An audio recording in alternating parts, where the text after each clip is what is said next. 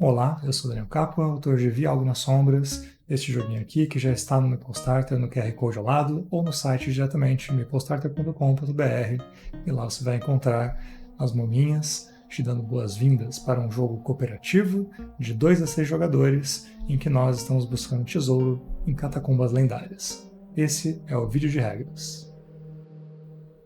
Vamos começar pelo objetivo do jogo, que é reunir na soma da mão de todos os jogadores ao final do jogo um número de tesouros maior do que o número da confiança do grupo. Se o grupo tem uma confiança mais alta, é fácil de buscar os tesouros porque você não fica olhando para trás com medo toda hora, né? E consegue fazer uma busca melhor e achar ali quais são as relíquias realmente que a gente estava procurando, que valem mais do que simples moedas que valem só o seu peso de ouro. Mas, se a confiança está baixa, a gente também começa a pensar que esse negócio de ficar vivendo dentro de um filme de terror, com múmia vindo atrás da gente, umas coisas meio assombrosas acontecendo, né, não está compensando, não vale a pena a gente ficar lá. Então, a gente se dá satisfeito com menos tesouro. Por isso, se a régua de confiança baixar esse número, a gente também baixa o nosso objetivo e pode sair com menos dinheiro, com menos tesouro e mesmo assim ganhar o jogo. Muito bem, vamos à preparação do jogo. Para isso, a gente precisa de um pouquinho de contexto e história. Nós éramos exploradores aqui, procurando por uma lendária catacumba cheia de tesouros, e no primeiro dia de exploração a gente cai num buraco. E, boas notícias, encontramos a catacumba, mais boas notícias, batemos as costelas em coisas duras ali, era tesouro logo na primeira sala. Então a gente já começa com algumas cartas na mão, porque o tesouro já foi encontrado. Claro que as boas notícias acabam por aí. Nós temos alguma coisa olhando muito feio pra gente, que são as múmias, né, os guardiões do tesouro querendo o seu tesouro de volta, e a gente precisa encontrar uma saída, que também vai estar no meio das cartas de tesouro.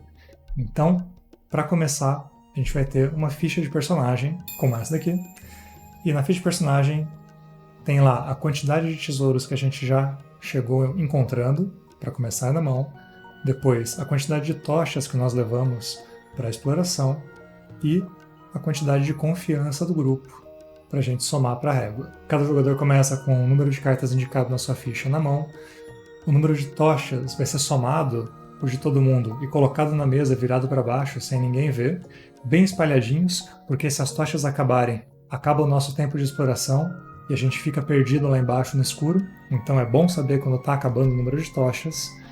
E por último, a gente soma também a confiança do grupo, que é o numerinho do sarcófago, e coloca ele lá na régua de confiança.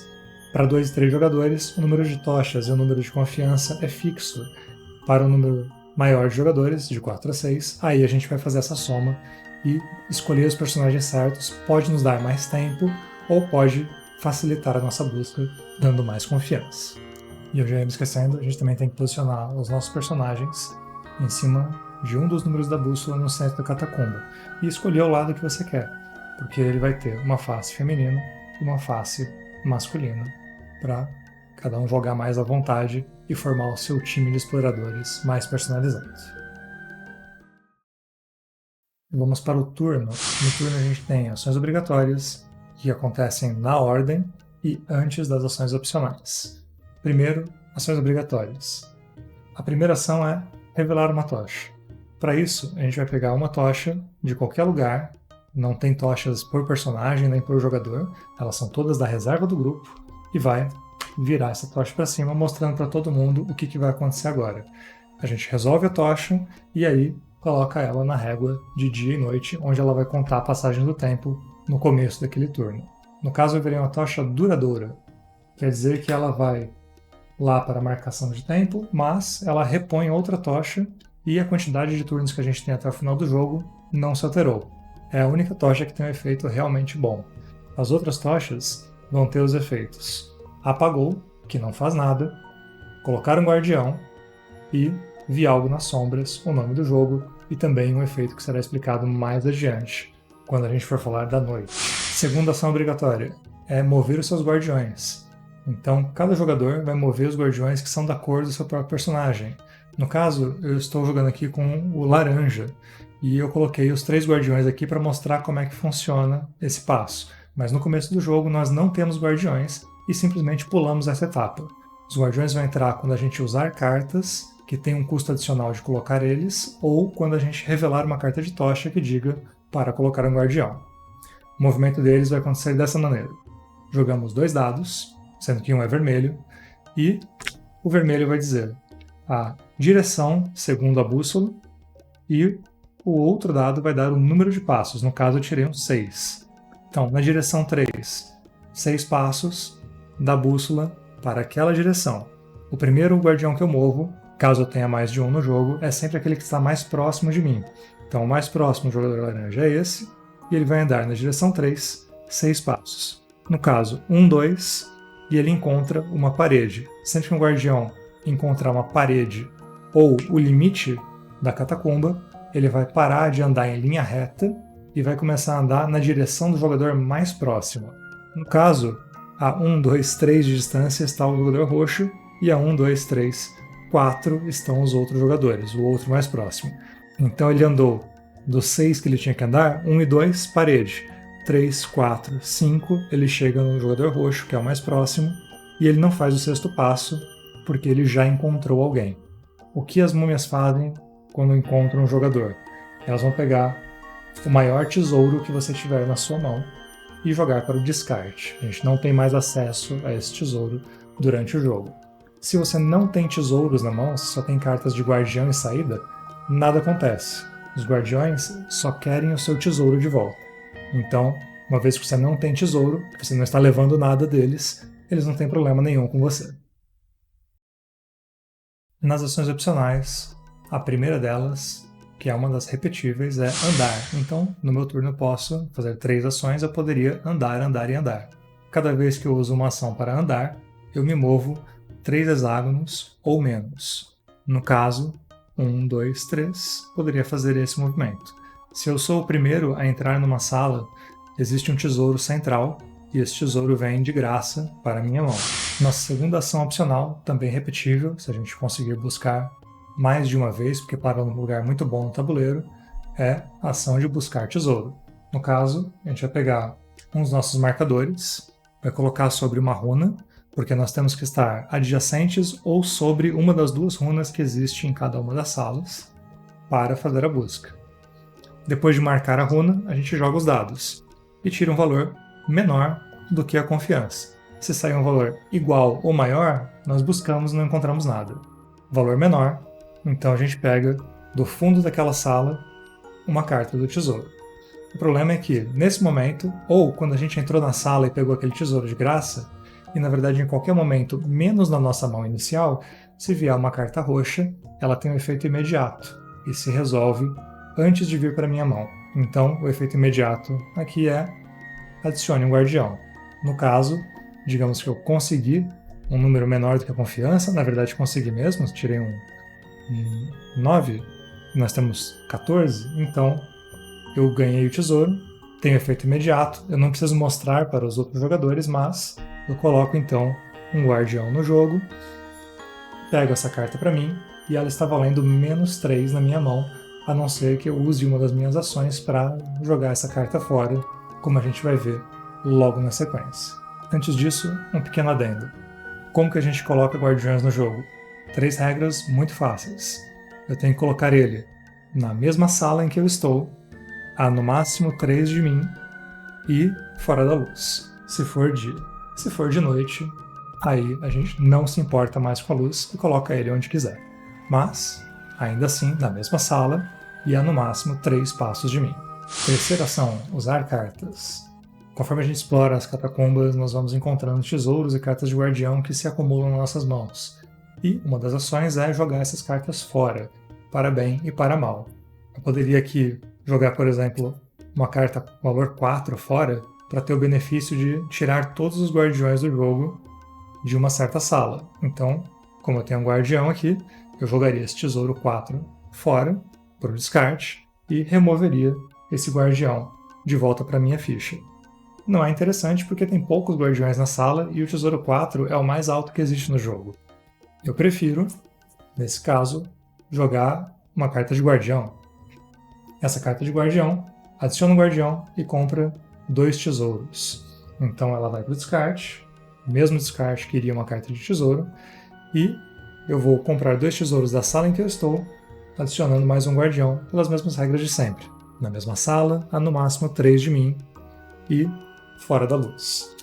Claro que me sobraram 2 ações, provavelmente eu vou usar uma delas para andar e sair de perto das muminhas antes que chegue de novo no meu turno e elas andem antes de eu fazer qualquer outra coisa.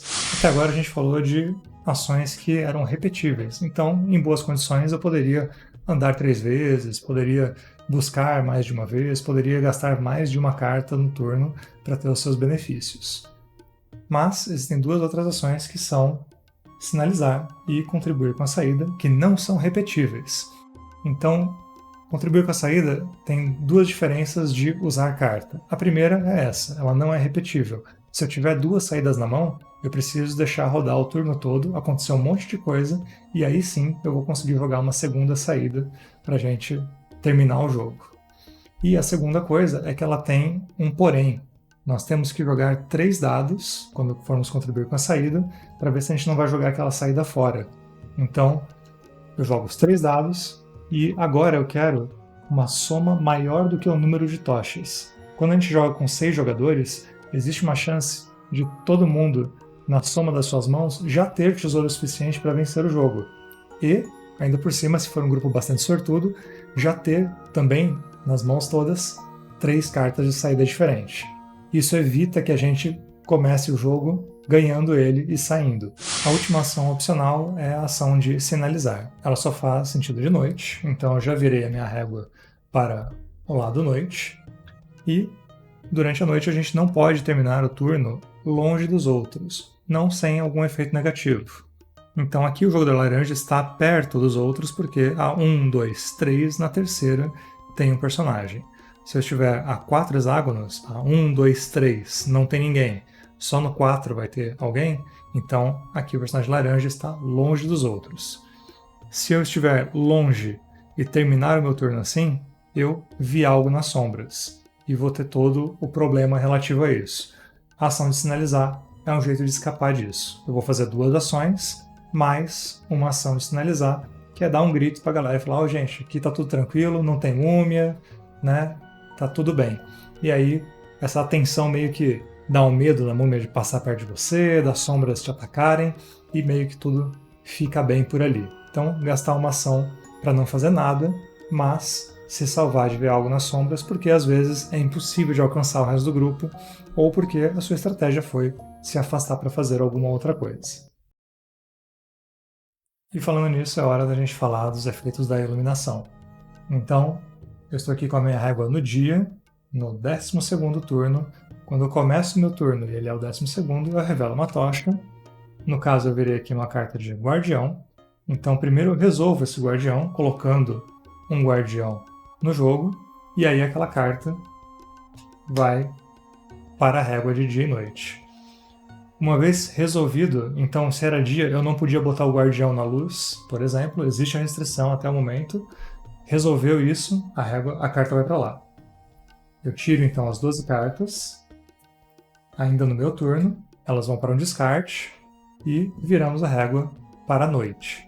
Daqui em diante, a iluminação não vale mais. Que diferenças isso faz? A primeira a gente acabou de ver. Durante a noite, eu preciso estar perto do grupo, a não ser que eu queira ver algo nas sombras no final do turno. E por que eu não quero ver algo nas sombras? Porque isso significa perder o meu maior tesouro, significa comprar uma carta de traição, e aí como o grupo me deixou sozinho lá e não sabe muito bem o que aconteceu, isso também diminui a confiança do grupo em um ponto. Então, evite ver algo nas sombras, é um dos piores efeitos que existe durante o jogo. Segunda coisa que muda, a iluminação deixa de valer durante a noite. E a iluminação é o único jeito das múmias saírem do jogo. A gente coloca elas voluntariamente gastando cartas, ou pegando uma carta de tocha e, no susto, aparecendo uma múmia do nosso lado. Mas, se a múmia para o seu movimento numa casinha iluminada durante o dia, ela sai e volta para a nossa ficha. Se ela faz isso durante a noite, essa casa não vale e a múmia continua lá. Então as múmias vão se acumulando. O modo fácil do jogo é começar de noite e depois virar para o dia, sabendo então que quando não tem múmias no começo, também elas não estão saindo, mas quando elas começam a se acumular, elas começam a sair. Ou começar de dia e ir para a noite, que é o modo difícil, porque a gente começa com a luz tirando as múmias quando não tem muita múmia, e quando elas começam a acumular mais, aí elas não saem mais do jogo, porque a área iluminada deixa de valer. Um pequeno adendo também sobre o número de múmias e de marcadores que nós temos. Digamos que, num certo momento do jogo, você já colocou todas as suas múmias no jogo e sai uma carta que diz coloca um guardião, ou você quer usar uma carta da sua mão que tem o custo adicional de colocar um guardião. O que você vai fazer? Vai pegar o guardião que está mais longe de você e vai seguir todo o procedimento como se ele estivesse saindo da sua ficha para o jogo. Então, na mesma sala, atrás de você, fora da luz. Os guardiões, então, são infinitos. Mas isso também acontece para as runas. Então, se eu quero buscar, e eu já busquei 3 vezes, eu vou buscar a 4ª vez numa runa lá longe, eu vou pegar a runa mais distante de mim, o marcador de runa mais distante de mim, colocar ele aqui na runa e posso fazer a busca. Isso tanto me permite fazer muitas buscas, né, infinitamente, quanto também me libera o espaço daquela busca anterior. Então, se nessa sala ninguém mais foi buscar, ainda tem cartas e eu desconfio que a saída esteja lá, então eu posso voltar lá e buscar novamente onde eu já tinha buscado, depois de já ter removido o marcador mais distante. Por fim, saídas e traidores.